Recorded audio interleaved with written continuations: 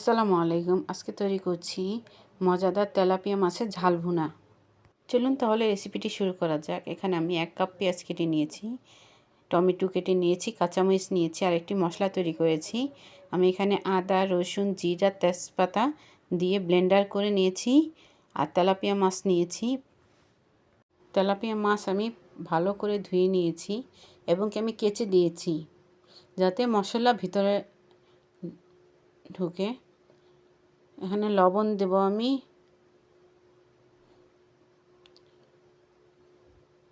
ও হলুদের গুঁড়ো দিয়ে মেখে নেব।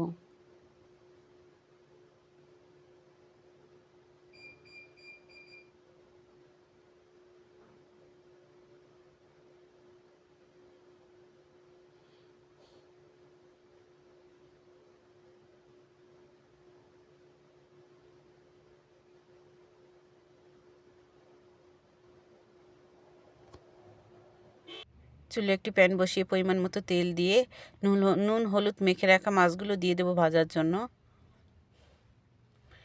এক পিঠ ভাজা হয়ে গেলে উল্টিয়ে অন্য পিঠও ভেজে নেব। মাছগুলো ভাজা হয়ে গেলে উঠিয়ে নেব। একই তেলে কেটে রাখা পেঁয়াজ দিয়ে দেব। পেঁয়াজগুলো হালকা বাদামি রং করে ভেজে নেব। এবার মশলা পেস্ট দিয়ে দেব, দিয়ে ভালো করে ভেজে নেব।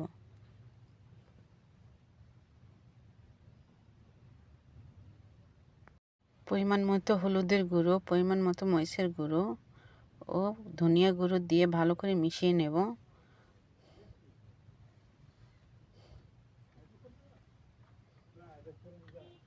মশলা কষানোর জন্য সামান্য পানি দিয়ে দেব। এবার মশলাগুলো ভালো করে কষিয়ে নেব।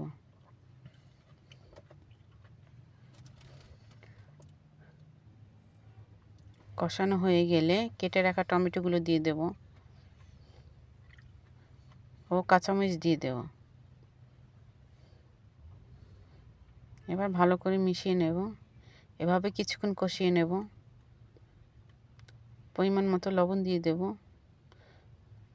দিয়ে ভালো করে মিশিয়ে নেব।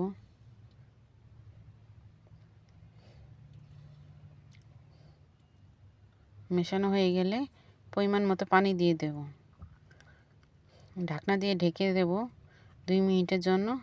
ঢাকনা খুলে পানি বলক চলে আসলে ভালো করে নেড়েচেড়ে নেব।